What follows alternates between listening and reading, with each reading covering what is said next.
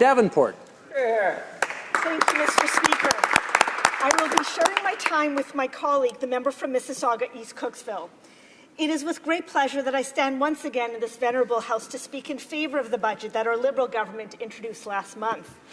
As the proud Member of Parliament for Davenport, I was pleased to read through the entire budget and to appreciate how it will help the residents of my riding. This is a good budget, Mr. Speaker. It fulfills many of the promises we made during the election last year. This budget is about strengthening our middle class, supporting our children, seniors and families, investing in our economy by building a more innovative Canada, crafting an environmentally sustainable nation, and creating a more inclusive and fair country. There are also a lot of other gold nuggets in the budget, Mr. Speaker, that I think are wonderful, and I will be highlighting during the short time that I have here this afternoon. Let me begin with what I call the heart and soul of the budget, the Canada Child Benefit.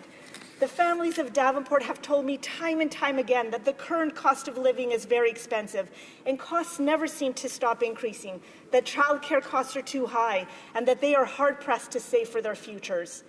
In addition, too many of our children, not only in Davenport but across Canada, live in poverty, and this is unacceptable.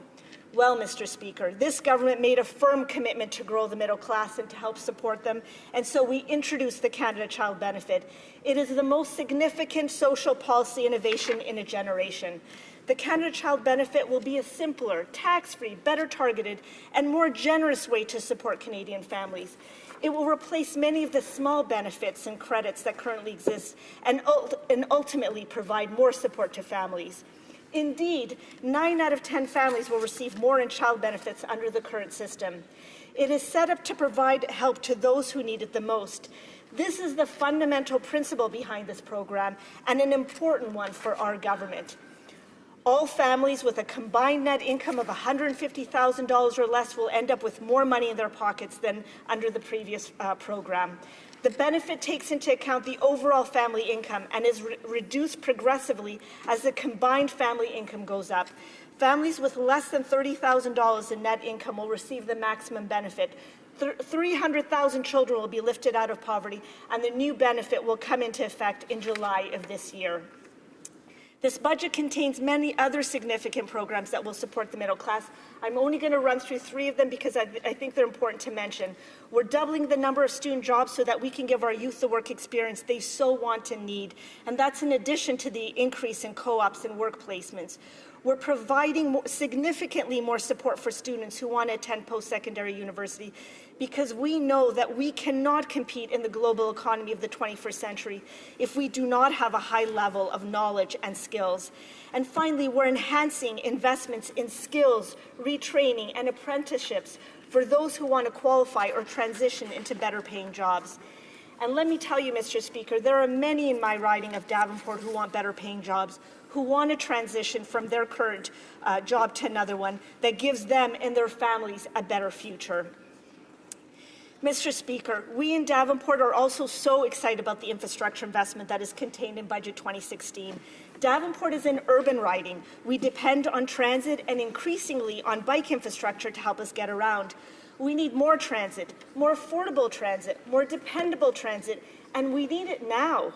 So the $3.4 billion over 3 years to upgrade and improve public transit will go a long way to moving people more effectively.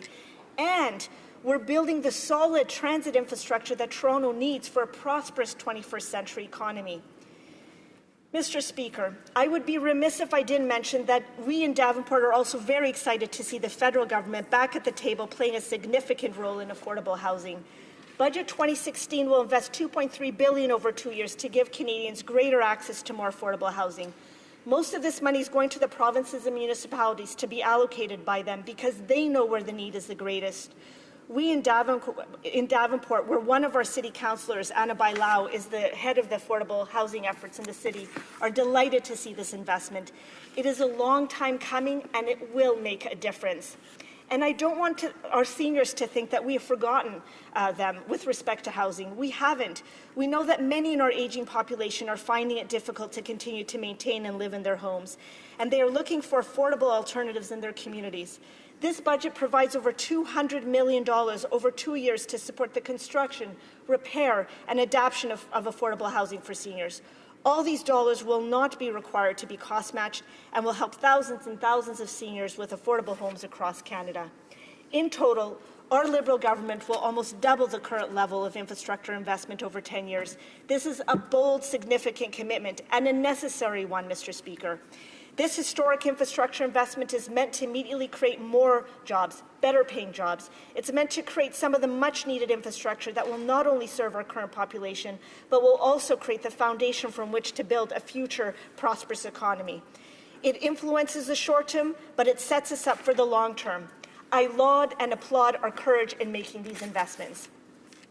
When I talk of our future, Madam Speaker, my mind also turns to the environment. For 10 years, the previous administration took no leadership on the environment. We wasted precious time, and this budget aims to make up for lost time. I do not have all the time to go through the amazing green items we have in the budget, but I'm proud of our ambition and our immediate torpedo-like action.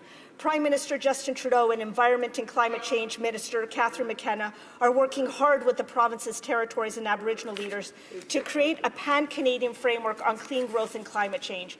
Budget 2016 allocates $2 billion over 2 years, beginning in 2017-2018, to establish a low-carbon economy fund. The budget has also allocated significant dollars for green infrastructure, for clean tech, for numerous programs that impact transportation, renewable energy, pollution, water, ecosystems, parks, all that will lead to a cleaner, more sustainable environment for all Canadians. We in Davenport are long-time environmentalists. Since the days of former long-time Liberal Member of Parliament Charles Katcha, the first MP to put the environment on the table at the federal level, and we are delighted at the serious focus and the remarkable investment on the environment. Our government knows that we have to lead on preparing for climate change, to create a sustainable environment and to move to a low-carbon future in order to take care of Canada's ecosystems, biodiversity, water, air, and our future. Mr. Speaker, my time is quickly coming to an end, and so I'd like to quickly list a few more gold nuggets in the budget that we in Davenport are so proud of, and I feel it's important to mention. The investment in arts and culture. There are so many talented artists in my riding. We are overjoyed at the $1.9 billion investment over 5 years to support CBC, Canada Council for the Arts, Telefilm Canada, National Film Board, and many other institutions. Artists, they say that through their work they show us the soul of the nation, and I, for one, want to do all that we can to support them. We in Davenport are also proud of our commitment to Canada's Indigenous people. Budget 2016 commits $8.4 billion over 5 years for education so that we can finally spend the same amount of money on an Aboriginal child as we do on the rest of Canadian children.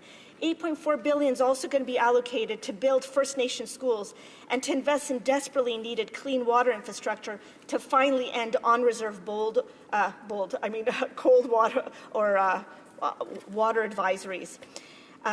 As a nation, we have taken too long to right the wrongs of our past treatment of First Nations.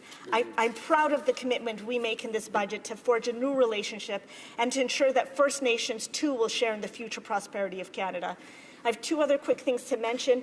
Immigration is the #1 issue for me in my community, and I know it's the same for most ridings across this country. We're spending $25 million to support faster and more predictable processing times for family sponsorship, and $56 million over 3 years for processing times of new permanent residents and increased settlement programming.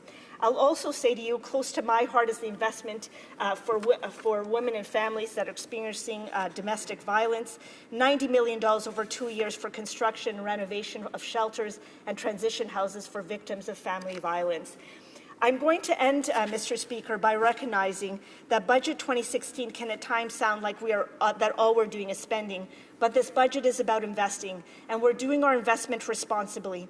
$30 billion deficit in a $2 trillion economy. We have low interest rates and we have the lowest debt to GDP ratio of all G7 countries.